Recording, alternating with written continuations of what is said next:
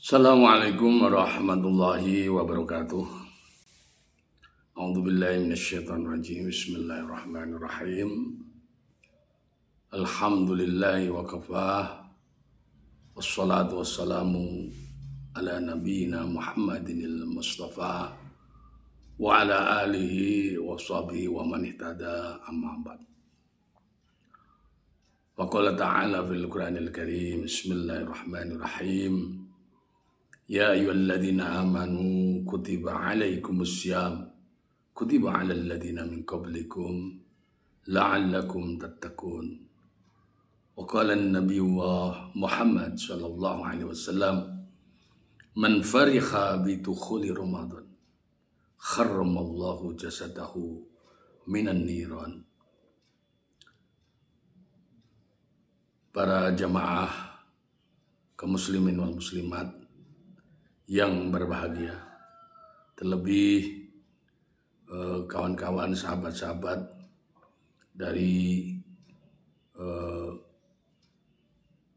keluarga besar MGMP PAI di Kabupaten Semarang, Bapak Ibu guru di sekolah-sekolah setingkat SMP yang dimuliakan Allah, dan semuanya saja kaum muslimin wal muslimat yang mengikuti kegiatan bulan suci Ramadan pada tahun 1445 Hijriah kali ini.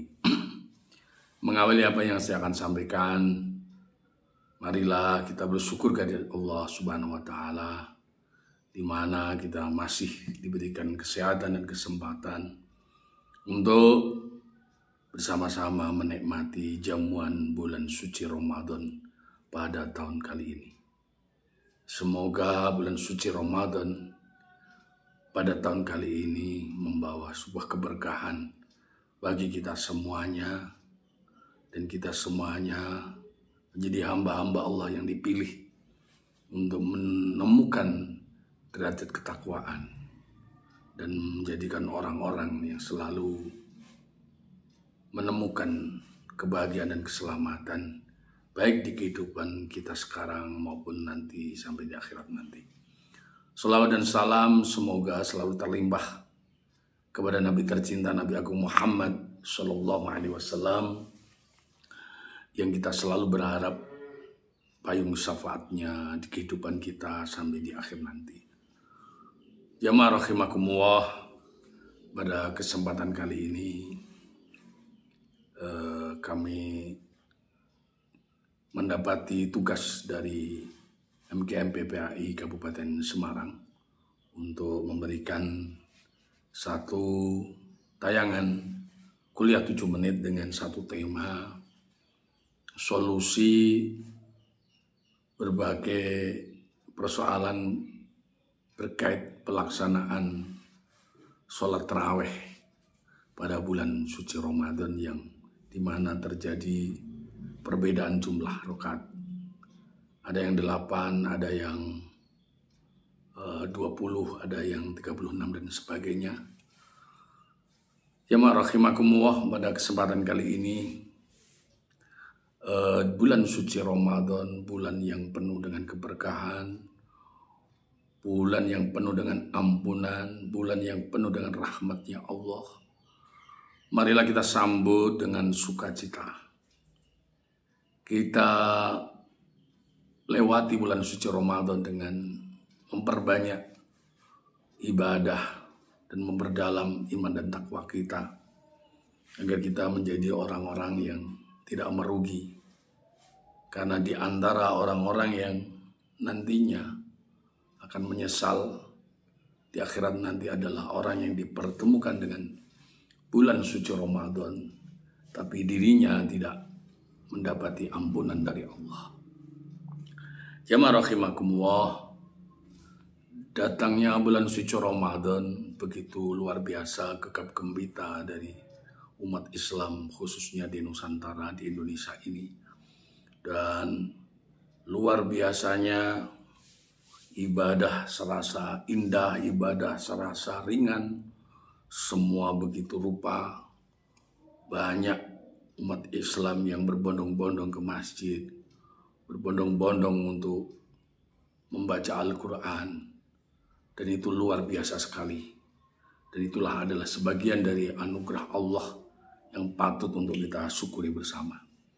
Jamaah rahimakumullah, di bulan suci Ramadan, mengingat bahwa bulan suci Ramadan ini Allah memberikan banyak kebaikan buat umat Islam. Di antaranya adalah man qoma, Nabi berkata, man qoma Ramadhana imanan wa ihtisaban ghufira lahu ma taqaddama min dzambih. Siapa yang mendirikan, menjalankan amal-amal ibadah termasuk sholat malam, sholat nafilah, itu ternyata Allah katakan akan diampuni dosa-dosa kita yang telah lalu.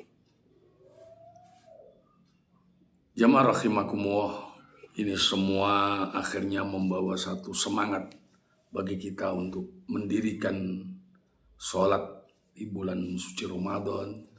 Kita bersemangat untuk berpuasa. Namun di sini masjid-masjid, musola-musola dalam pelaksanaannya satu masjid dengan yang lain ada yang berbeda, ada yang tarawehnya atau sholat malamnya itu ada yang 8 rakaat, ada yang 20 rakaat, ada yang bacaannya panjang, ada yang bacaannya pendek dan sebagainya. Jamaah rahimakumullah, mengingat dari catatan di mana tentang sholat tarawih ini, sholat yang dimana sholat sunnah hukumnya, sunnah muakkadah, dan ada sudah ketentuan tersendiri di dalam menjalankannya.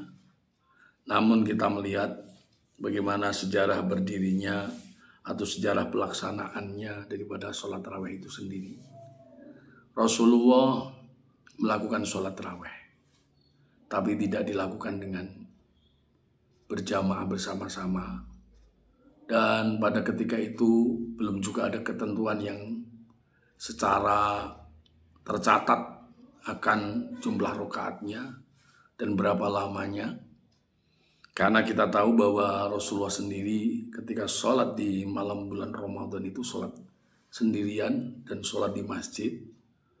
Pernah di situ banyak yang mengikuti di belakangnya, tapi pada ketika hari ketiga ditunggu-tunggu sudah banyak para sahabat menanti sholat malam itu bersama Rasulullah, tapi Rasulullah tidak hadir. Dan Rasulullah kemudian pagi harinya menyampaikan kekhawatirannya. Kenapa kalau sholat tarawih itu diwajibkan sama Allah dan nantinya akan memberatkan kepada umat Islam, utamanya umat Islam yang pada zaman-zaman sesudahnya.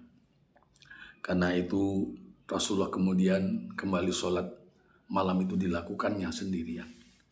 Tapi di zamannya para sahabat, baik Sayyidina Abu Bakar maupun Sayyidina Umar, ketika malam-malam Ramadan tiba, melihat banyak jamaah yang melakukan sholat baik secara munfarid maupun berjamaah, tapi sendiri-sendiri. Kemudian inisiatif Sayyidina Umar, beliau menyampaikan kalau saja sholat malam ini dilakukan secara bersama-sama, ada imam dan makmum. Dan kemudian pada ketika itu disepakati sholat sampai 20 rakaat dan sampai menjelang fajar sholat malam itu baru usai. Jamaah rahimakumullah, melihat latar belakang sejarah pelaksanaan sholat tarawih, di sini tentunya kita melihat bahwa jumlah rakaat pada ketika pembahasan dalil-dalil, kemudian muncullah satu pendapat yang di situ adalah hasil dari mufakat para ulama, ijma para ulama, diantaranya madhab arba'ah, Imam Abu Hanifah, Imam Syafi'i, Imam Ahmad bin Hanbal, dan Imam Malik. Itu memberikan satu pendapat bahwa tarawih itu dilakukan 20 rakaat. Tapi kalau kita mau teliti lebih luas lagi, ternyata ada ditemukan di mana ulama yang membahas tentang jumlah rakaat itu 8 rakaat. Di antaranya adalah Syekh Husain bin Ibrahim Al-Maghribi, madhabnya Maliki, dalam kitabnya Qurratul Ain bi Fatawa Ulama Haramain di halaman 314. Terus juga Syekh Abdullah Bafaqih, madhab Syafi'i, yaitu di mana ada sebuah pernyataan yang dijawab oleh beliau, di mana bagaimana kalau sholat tarawih itu dilakukan hanya dalam 2 rakaat saja. Ternyata dalam kitab Busrul Karim kalangan Syekh Abdullah Bafaqih itu mengatakan sekalipun hanya 2 rakaat, sholat yang dilakukan itu tetap ada nilai pahalanya. Dari sini kemudian kita melihat fenomena yang terjadi di masyarakat kita, di mana itu menjadi salah satu persoalan yang kadang membingungkan umat antara 8 dan 20, mana yang lebih baik, mana yang lebih sah, mana yang lebih sesuai dengan dalil, mana yang sesuai dengan dicontohkan Rasulullah. Hal ini tentunya banyak kalangan termasuk guru-guru agama kadang bingung ingin memberikan keputusannya kepada umat Islam di tengah-tengah aktivitas kegiatan bulan suci Ramadan di masjid atau musola yang ada di sekitar kita. Tapi pada kesempatan kali ini ketika kita mau belajar lebih jauh bahwa ternyata apa yang menjadi pelaksanaan sholat tarawih ini, itu mari kita mengambil satu pendapat pertimbangan. Yang pertama adalah kebijakan Rasulullah, di mana Rasulullah tidak menginginkan ibadah itu memberatkan umatnya. Ini perlu jadi catatan bagi kita semuanya bahwa sholat tarawih itu dilakukan benar-benar nilainya adalah kesunahan Rasul, dan di situ tidak ingin Rasulullah memberatkan kepada umatnya. Kemudian hukum daripada sholat tarawih adalah sunnah muakkadah, sehingga kalaupun ada sebagian umat Islam yang tidak berkesempatan menjalankannya pun tidak berkonsekuensi dosa di dalam meninggalkan sholat tarawih.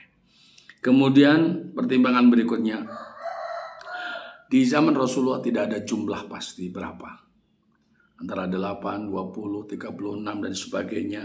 Ternyata itu semuanya setelah kemudian dibicarakan oleh kalangan sahabat dan kalangan ulama madhab, kemudian baru diputuskan sebagai hasil mufakat ijma, sehingga hal tersebut nilai konsekuensinya memberikan satu kabar gembira bagi kita bahwa disitulah adanya perbedaan itu bahkan bisa menjadi alternatif bagi umat kita, karena memang hukum syariat ini sebenarnya diperlakukan tetap akan melihat siapa yang akan menjalankannya di situ, karena hukum berkonsekuensi kepada keadaan masing-masing pribadi. Jadi mulai dari sisi kemampuan secara keilmuan, kemampuan secara fisik, kemudian berkaitan dengan tanggung jawab dan amanah yang mungkin secara skala prioritas ada yang lebih penting, kemudian kondisi masyarakat, kondisi umat di sekitarnya di situ, itu semuanya harus perlu diperhatikan, sehingga ada istilah muqtadar khal. Jadi apa yang menjadi kebijakan oleh para tokoh umat atau ulama ataupun guru-guru agama di dalam mengatasi berbagai persoalan, diantaranya solusi dalam perbedaan sholat tarawih ini, harusnya melihat betul siapa umat yang ada di belakangnya. Dan kemudian Rasulullah pernah bersabda bahwa ikhtilafu ummati rahmatun, perbedaan umatku itu adalah rahmat, sehingga tidak perlu dipertentangkan, karena ini adalah bagian dari kasih sayang Allah. Di awal tadi saya katakan inilah sebuah alternatif di mana ibadah itu tidak memaksa, ibadah itu dituntut ketulusan dan keikhlasan. Sehingga berapapun jumlah rakaatnya bukan menjadi sesuatu yang menjadikan persoalan sehingga umat Islam terpecah di antara satu dengan yang lain. Kemudian dalam kompleksitas persoalan yang ada di masyarakat kita harus bijak mengambil sebuah keputusan di mana yang terbaik buat umat, yang terbaik, dan jangan dikorbankan umat untuk dipertentangkan satu dengan yang lain. Sehingga solusi yang paling tepat adalah marilah kita makmurkan masjid kita dengan sebuah kebesaran hati, dengan rasa tasamu dan toleransi, bahwa mereka yang sholatnya 8 rakaat barangkali ataupun yang 20 rakaat bisa itu bersandingan bagaimana pelaksanaannya. Mungkin bagi yang 8 rakaat dia sholat witir lebih dahulu dan kemudian dia pulang lebih awal, sehingga yang 20 diselesaikan sampai 23 rakaat. Karena hal itu harus dibiasakan, sehingga tidak ada sikap saling menghakimi satu dengan yang lain, menjas satu dengan yang lain, bahwa diri mereka yang paling baik, di mereka yang paling sempurna. Tidak ada. Tapi semuanya saling menghormati, saling menghargai, karena semata-mata ibadah ini tulus karena Allah, sehingga hanya Allah sendirilah yang berhak menilai atas ibadah yang kita lakukan. Dan kita saling menjaga satu dengan yang lain, dan semoga bulan suci Ramadan dengan sebuah semangat untuk menjaga persatuan dan kesatuan ukhuwah Islamiyah, masjid-masjid tetap akan makmur bersama, dan kita juga semuanya bisa saling menjaga satu dengan yang lain untuk menghormati keadaan kita masing-masing dan perbedaan-perbedaan yang lain. Sehingga insya Allah dengan fenomena perbedaan sholat tarawih ini bukan menjadi persoalan bagi kita semuanya, dan kita bisa memakmurkan masjid kita, dan kita bisa bersama-sama menjemput rahmatnya Allah, menjemput amunan Allah, sampai kita semuanya kembali kepada Idul Fitri. Semoga apa yang saya sampaikan sedikit ini bermanfaat buat Anda semuanya. Mohon maaf kalau saja ada kekurangan, kurang berkenan di hati, saya mohon maaf yang sebesar-besarnya. Marhaban ya Ramadan, selamat menjalankan ibadah puasa, dan semoga kita bisa bertemu kembali di lain waktu. Usikum wa nafsi bitaqwallah. Lillahi taufiq wal hidayah. Wal afu minkum. Assalamualaikum warahmatullahi wabarakatuh.